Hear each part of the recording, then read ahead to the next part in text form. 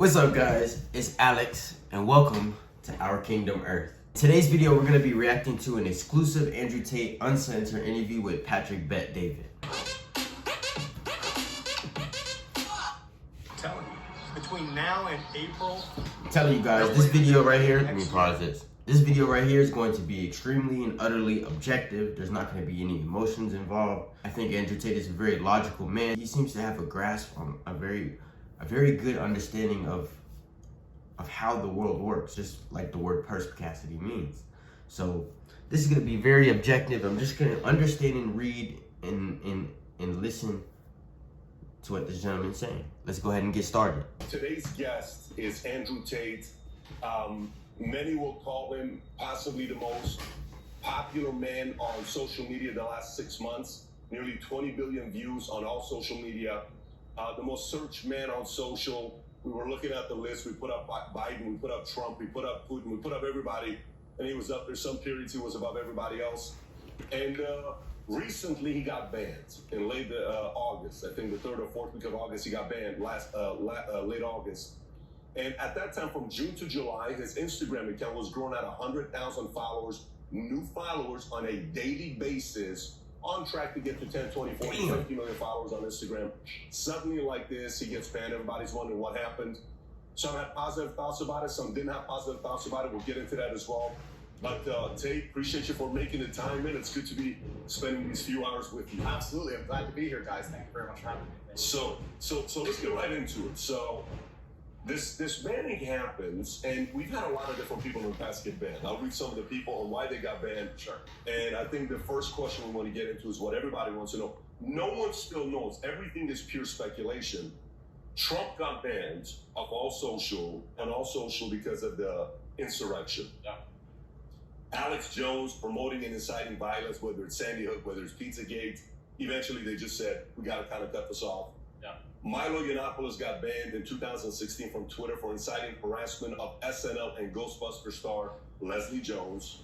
Louis Farrakhan was banned for she shared false and dangerous info about COVID-19. I'm not gonna lie, we're gonna skip through a little bit of some of this. Why did Andrew Tate get banned? They did not tell me. They did not send me an email, no correspondence. I certainly didn't break terms of service. I guess that's why they couldn't send me an email and explain why. Nobody told me, whether it was YouTube that banned me or Meta that banned me.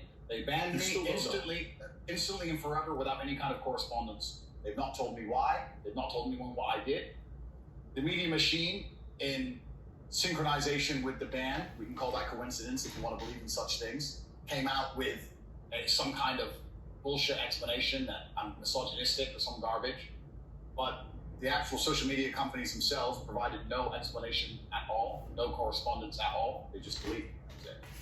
Now, are you doing anything about? So wait a minute. So you mean to tell me that this gentleman right here spills nothing but game and motivational type of content for young boys of the world, and this gentleman gets all of his media outlets taken away? And they didn't even send him an email?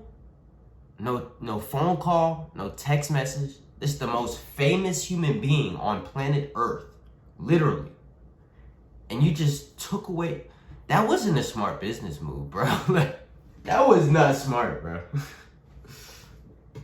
Are you having your legal team trying to find out why they did that, or you're not taking any action right now? I do have a lot of things happening behind the scenes. However, and perhaps I'm becoming optimistic in my old age, but I believe that in due course, the social media companies will realize the mistake they made. I think that, and like I said, I don't have intimate knowledge of the workings of social media companies, but assuming they are semi-professional to any regard, and that is a big assumption, but let's assume they're professional. That means that when they ban somebody like me, especially the most Google search person on the planet, they must have teams which are analyzing in real time the response to said action, right? Mm-hmm. They should have people sitting there on the ground analyzing. Now, they attacked me with their media machine, because first they shut you up so they could lie about me. So they shut me up. Then they did the massive media push to try and attempt to lie about me. But despite that, the majority of comments regarding me are still positive. The majority of people believe and understand this. Wait a minute. Fuck already, boy. You know what I'm saying? Got that on. Unfair. And if these companies have any degree of professionalism, they're analyzing this in real time and they're understanding that this makes us look very bad. People didn't believe the lie. People didn't believe what we attempted to smear this man with. Nobody's buying this narrative. And this is going to have a negative effect on us for a very, very long time. Because when you're in charge of the world, which they are, as soon as you're no longer seen as just and fair, you're seen as tyrannical. And once you're seen as tyrannical, then there's going to be some kind of mass movement against you. So if I was a social media executive, I would sit and I would analyze the data and I would say, listen, guys, we will have a monopoly. We want to retain our monopoly. Let's be smart here. Being known as tyrannical amongst the public consciousness across the entire planet is going to make it very difficult for us to hold our monopoly for a longer period of time, as opposed to being seen to be fair. Even if we're biased, we must be seen as fair. Sure. As soon as we're seen as tyrannical, that's when the revolution. Look at Ceausescu. As soon as you're a tyrant, that's when everyone hits the streets. Yeah. So I think that if they have any kind of serious data monitoring, and if they have any kind of serious business professionalism, they are now talking in dark rooms, understanding that this has played out very badly for them. And if they intend on keeping their monopoly into the future, that they need to change something. Maybe I'm being optimistic. Who was the first one to take you off? Meta. Meta was first. Like I said, very bad business move. So Meta. Facebook, Instagram. Facebook, Insta, bam. Okay. And then it was a domino effect. Yeah, so Meta took me down. So it's quite interesting, actually. I had a YouTube channel for a while. It was never so large. I had 738,000 subscribers. It took me a long time to build it up.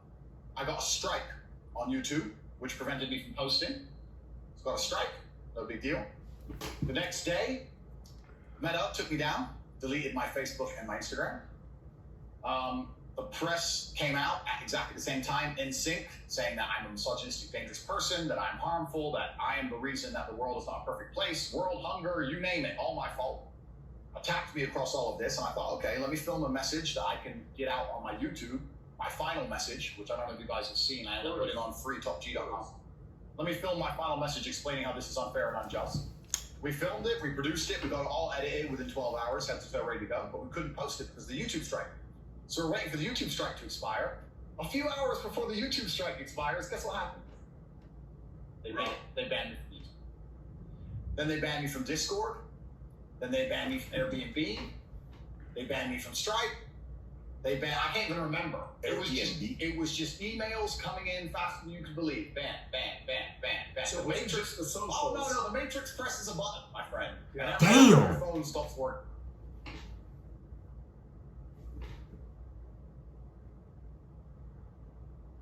That I am the reason that the world is not a perfect place, world hunger, you name it, all my fault. World hunger. Wow. You see, I've watched a little bit ahead, and we're gonna let Mr. Andrew Tate continue speaking and ministering to you, because he's really ministering to you. But it's crazy how a small portion of individuals on planet Earth are so low in life, as far as mentally, spiritually, and are just so ignorant to what's going on around them. It's a lot of pagan individuals, and it's all perpetuated by the media. It's all the media machine, he describes it as. The media machine. It's a machine, it's a system that it's skewed one side. He's gonna talk about it a little bit. It's skewed one side. It's like a one-sided sword. Like it's no equal discourse. There's no equal. I'm just gonna let him speak.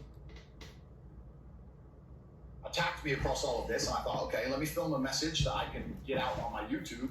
My final message, which I don't know if you guys have seen, I put it on freetalkg.com. Let me film my final message explaining how this is unfair and unjust. We filmed it, we produced it, we got it all edited within 12 hours, had it ready to go, but we couldn't post it because of the YouTube strike. So we're waiting for the YouTube strike to expire. A few hours before the YouTube strike expires, guess what happened? They banned me from YouTube. Then they banned me from Discord. Then they banned me from Airbnb. They banned me from Stripe. I can't even remember. It was just emails coming in. He said Airbnb. Ban. So what? The socials. Oh no, the Matrix presses a button, my friend. And every app on your phone stops working. Uber. You name it. Uber.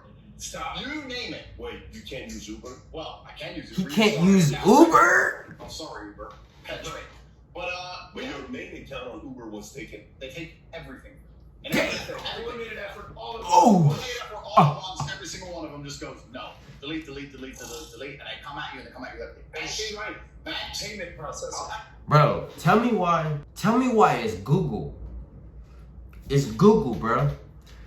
It's Google, bro. And if the Lord is willing to show you what he showed me, he's gonna show you that the advertisements that Google pushes is the most weirdest shit that you can see. I swear to God. You gonna see some like, it's Google. I don't want to devalue anybody. All right? There's a certain percentage, the mass majority of men do not want to see a feminine boy. Like that's what our kids are watching. Like that's what our young kids are watching.